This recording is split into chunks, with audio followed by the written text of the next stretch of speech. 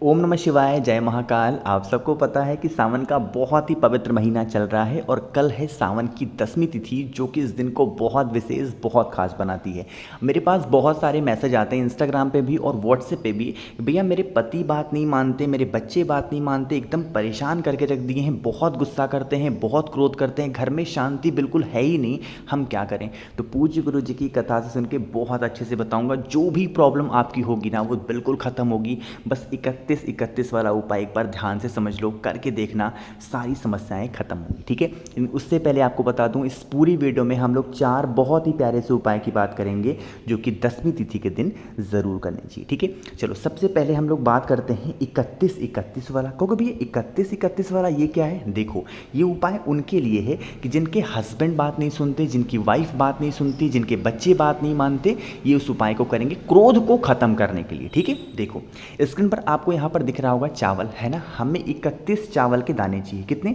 31 चावल के दाने, जो कहीं से टूटे ना हो, बिल्कुल खड़े खड़े चावल हो। ठीक है, ले लिया। चावल के दाने के साथ हमें लेना होगा बेलपत्र, और जो बेलपत्र लोगे वो बहुत ही प्यारी सी, सुंदर सी हो, कहीं से कटी फिटी हुई ना हो। महादेव को कटी फटी हुई बेलपत्र बिल्कुल पसंद नहीं है। ठीक है, कितनी लोगे? 31 बेलपत्र भी चाहिए। अब यहीं पे मेरे अपने मन में पता नहीं क्या ही क्या बोलोगे, भैया एक बेलपत्र तो इतनी मुश्किल से मिलती है, आप पता नहीं कहाँ 31 बेलपत्र बता रहे हो। तो अगर आपको बेलपत्र नहीं मिलती तो आप 31 चावल के दाने तो आपने लिए ही लिए हैं, साथ ही साथ 31 चावल के दाने और ले लो बेलपत्र की जगह पे। अगर नहीं मिलते तब, और मिल जाते हैं तो 31 बेलपत्र ले ही लो। ठीक है, समझ में आई क्या बात? उसके बाद क्या करोगे?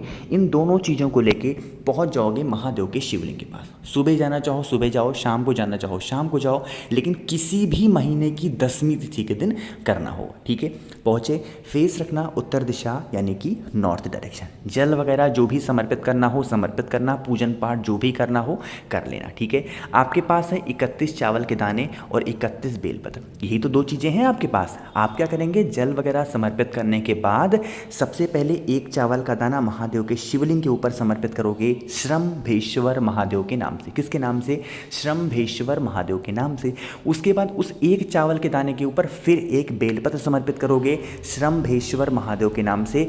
बेलपत्र की डंडी होगी माता अशोक सुंदरी की तरफ, और पत्ती का मुख होगा वो होगा आपकी तरफ। यानी कि पहले 1 चावल का दाना, फिर बेलपत्र, फिर चावल, फिर बेलपत्र, फिर चावल, फिर बेलपत्र।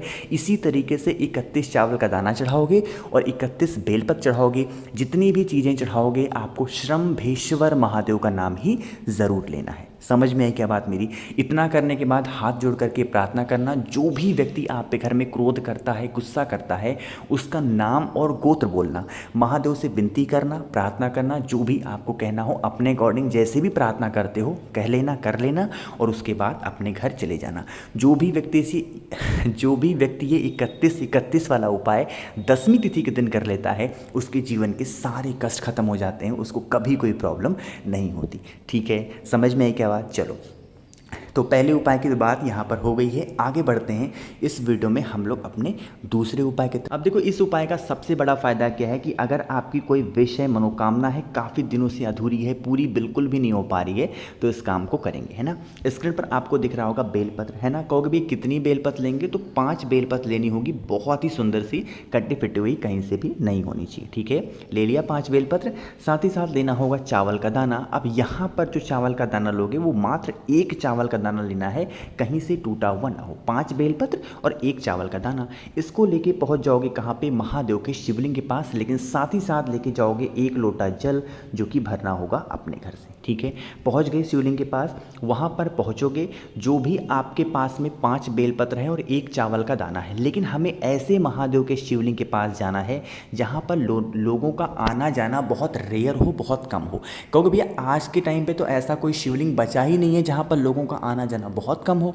तो अगर ऐसा कोई शिवलिंग नहीं बचा है तो आप एक पार्थिव शिवलिंग का निर्माण अपने घर पे या फिर किसी भी पेड़ के नीचे बैठ करके कर लेना। ठीक है, ऐसे महादेव के शिवलिंग को बना लिया। उसके बाद आपके पास में जो 1 चावल का दाना है, उसको एकांतेश्वर महादेव के नाम से उस 1 चावल के दाने को महादेव के शिवलिंग के ऊपर समर्पित करना, और जो 5 बेलपत्र हैं आपके पास में, एक एक करके एकांतेश्वर महादेव के नाम से उसी चावल के दाने के ऊपर रखते जाना।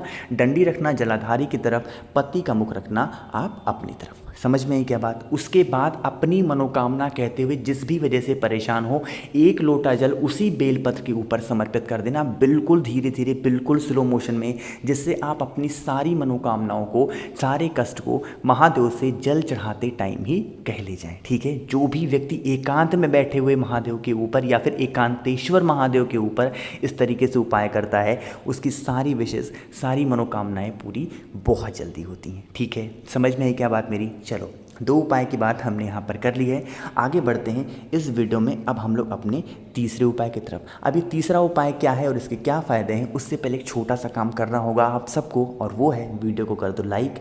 और जितने भी लोग मेरी आवाज़ पहली बार सुन रहे हैं, अचानक से चैनल पर आए हैं, तो चैनल को सब्सक्राइब करिएगा। ठीक है, अब देखो, सबसे पहले समझेंगे इस उपाय को करने के आपके पास फ़ायदे क्या हैं, बेनिफिट क्या है। सबसे बड़ा फ़ायदा है कि अगर आपके घर में नेगेटिव एनर्जी बहुत ज़्यादा है, जब नेगेटिव एनर्जी हमारे घर में होती है ना, तो हमको घर में रहने में कुछ अच्छा नहीं लगता, मतलब बहुत अजीब सा लगता है कि हम बहुत अकेले टाइप के हैं, हमारा घर में दम घुट रहा है, कुछ इस टाइप की फीलिंग हमारे मन में होने लगती है जब नेगेटिव एनर्जी हमारे घर में प्रवेश करती है। ठीक है, दूसरा, हमारे घर में लोग बीमार बहुत पड़ते हैं जब नेगेटिव एनर्जी हमारे घर में प्रवेश करती है, और लड़ाइयाँ भी बहुत होती हैं। तो उसके लिए क्या करोगे, एक तांबे का लोटा लेना और इसमें जल भर लेना। ठीक है, नॉर्मल सा जल भरना अपने नल से, और उसके बाद आपको उसको लेकर के चले जाना महादेव के शिवलिंग के पास। इस नियम में, इस उपाय में ध्यान रखना, इस उपाय को घर पे नहीं करना है, किसी भी महादेव के शिवलिंग के पास नहीं करना। ठीक है, फेस रखना उत्तर दिशा, नॉर्थ डायरेक्शन। और तुम रुकेश्वर महादेव, कौन से महादेव, तुम रुकेश्वर महादेव या फिर तुमरुका जी के नाम से उस एक लोटा जल को महादेव के शिवलिंग के ऊपर समर्पित करना। नाम याद रखना, तुम रुकेश्वर महादेव के नाम से समर्पित करना। जल बहता हुआ जलाधारी से नीचे गिरेगा ना, जिस कलश से जल चढ़ाया वही कलश यहाँ पर लगा करके जितना भी जल 2, 4, 10 बूंद, 1 चम्मच रोक सकते हो, रोक लेना। ठीक है, उस रुके हुए जल को लेके चले जाना आप अपने घर में। ठीक है, अपने घर के सबसे पहले दरवाजे पर, और आपके घर में जितने भी कमरे हैं सभी कमरों में थोड़ा थोड़ा जल छींट देना, तुम रुकेश्वर महादेव के नाम से। एक नियम बना लो, हफ्ते में या फिर हर दूसरे दिन, हर तीसरे दिन इस काम को करके देखना। आपके घर की जो निगेटिव एनर्जी होगी ना, नकारात्मक ऊर्जा जिसको हम लोग बोलते हैं, वो घर से बाहर आपके चली जाएगी और पॉजिटिव एनर्जी आपके घर में प्रवेश करेगी, जिससे आपके घर में कोई बीमार नहीं पड़ेगा, आपको अच्छा भी लगेगा, और आपके घर में कोई भी किसी भी प्रकार की लड़ाइयाँ भी नहीं होंगी। समझ में क्या बात? बहुत ही सुंदर सा उपाय था, तुम रुकेश्वर महादेव के नाम से करना होगा। ठीक है, समझ में आई क्या बात? चलो, तो 3 उपाय तो बात हमने यहाँ पर कर ली है। आगे बढ़ते हैं इस वीडियो में हम लोग अपने चौथे उपाय यानी कि आखिरी उपाय की। अब ये जो चौथा उपाय है किन के लिए होगा, ये है बीमारी के लिए। सबसे बड़ी बात होती है किसी भी घर की ना, कि भैया हमारे घर में सभी लोग निरोगी रहें, कोई बीमार ना पड़े, क्योंकि जब कोई इंसान बीमार पड़ जाता है ना, तो कई प्रॉब्लम आती है। कभी कोई खाने का मन नहीं करेगा, कहीं जा नहीं पाओगे, कहीं घूम नहीं पाओगे, मतलब लाइफ को पूरी तरीके से एंजॉय नहीं कर पाओगे अगर आप बीमार हो। ठीक है, तो उस बीमारी को ख़त्म करने के लिए आपको लेना होगा यहाँ पर हल्दी की एक गांठ, बहुत छोटी सी हल्दी की एक गांठ ले लेना। ठीक है, पीसना नहीं उसको, हल्दी की गांठ लेना। साथ ही साथ 1 चुटकी काला तिल, बहुत ज़्यादा नहीं, मात्र 1 चुटकी काला तिल लेना। और साथ ही साथ आपको लेना होगा यहाँ पर 5 बेलपत्र, बहुत ही प्यारी सी एक सॉफ्ट बेलपत्र आती है, एक हार्ड होती है, तो हमें हार्ड वाली नहीं चाहिए, सॉफ्ट जो बेलपत्र आती है, कोमल डालियाँ, वो ले लेना। ठीक है, और उनको क्या करोगे, एक तांबे का लोटा लेना, इसमें जल भरना, कहाँ से, अपने घर से, जितनी चीज़ें मैंने बताई, 5 यहाँ पर पीपल के पत्ते, थोड़ा सा काला तिल और 1 हल्दी की गांठ इसके अंदर डाल देना। ठीक है, इसको लेके चले जाना महादेव के शिवलिंग के पास। सुबह जाना चाहो सुबह जाओ, शाम को जाना चाहो शाम को जाओ। ठीक है, फेस रखना उत्तर दिशा यानी कि नॉर्थ डायरेक्शन। अगर आप खुद बीमार हैं तो इस उपाय को कर रहे हैं तो बहुत अच्छी बात है। ठीक है, आपको पूरा का पूरा जल महादेव के शिवलिंग के ऊपर समर्पित करना होगा, श्री शिवाय नमस्तुभ्यम का ध्यान करते हुए, स्मरण करते हुए। ठीक है, जब जल समर्पित कर दोगे तो पीपल के पत्ते को आपको महादेव के शिवलिंग के 5 पीपल के पत्तों को उठाना और उसकी जो भी जल होगी अपने ऊपर छिड़क लेना, अपने ऊपर उस जल को हल्का सा डाल लेना। जो भी व्यक्ति कर लेता है उसकी जो भी बीमारियां होती हैं धीरे धीरे करके खत्म जरूर होती हैं। ठीक है, हफ्ते में 1 बार जरूर करना। कहोगे भैया क्या इस उपाय को हम दूसरे के लिए कर सकते हैं?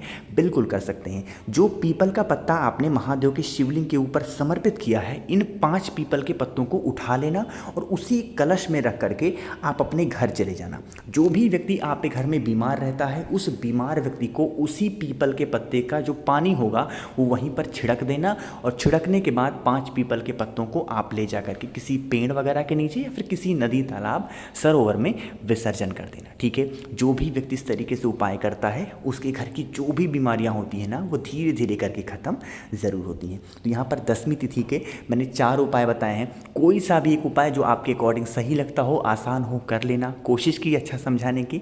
वीडियो पसंद आई हो तो लाइक कर दें। कुछ पूछना हो, नहीं समझ में आया, नीचे कमेंट में पूछें। और जितने भी भाई बहन मेरी आवाज़ पहली बार सुन रहे हैं, चैनल को सब्सक्राइब ज़रूर करिएगा। ओम नमः शिवाय, जय महाकाल।